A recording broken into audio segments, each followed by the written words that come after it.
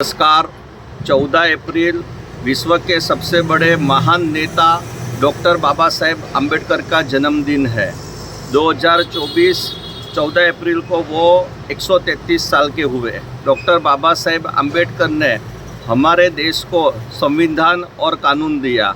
उन्होंने ऐसा संविधान बनाया कि जिसमें न केवल इंसानों को बल्कि जानवरों को भी न्याय मिले, उनके ऊपर भी दया हो, उनको भी समानता का हक मिले, ऐसी उन्होंने व्यवस्था बनाई थी।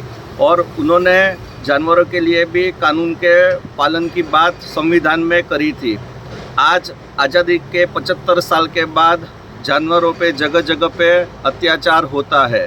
गैरकानूनी चिकन और मटन शॉप खुली रहती है, जिसके दुकानों के बाहर क्रूरतापूर्वक बकरों को रखा जाता है और गैरकानूनी तरीके से उनको काटा जाता है। ये सब 365 दिन होता है।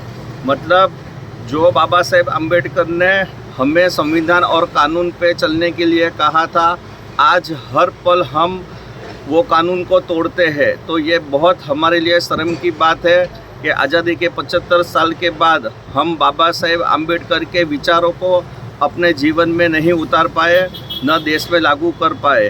तो मेरी जो भी डॉक्टर बाबा साहेब अम्बेडकर में 1% भी विश्वास रखता है, उनसे हाथ जोड़ के प्रार्थना है कि आपके आजू बाजू में गैरकानूनी चिकन मटन शॉप हो, गैरकानूनी तबेले हो, जानवरों पे क्रूरता होती हो, तो उसकी आप फरियाद करें। केवल राजनीति के चक्कर में न गिरे, क्योंकि बाबा साहेब अम्बेडकर के अगर असली विचारों पे हमको चलना है तो उन्होंने जो किया और उन्होंने जो कहा था उसको हमें हमारे जीवन में उतारना पड़ेगा। और उन्होंने समानता की बात करी थी, चाहे वो जानवर हो या इंसान हो। तो आज की जो हमारी व्यवस्था है कि अमीर को बेल और गरीब को जेल हो जाती है, और न्याय व्यवस्था गड़बड़ी की है और जानवरों पे अत्याचार होता है, तो ये सब में हमें लड़ना है।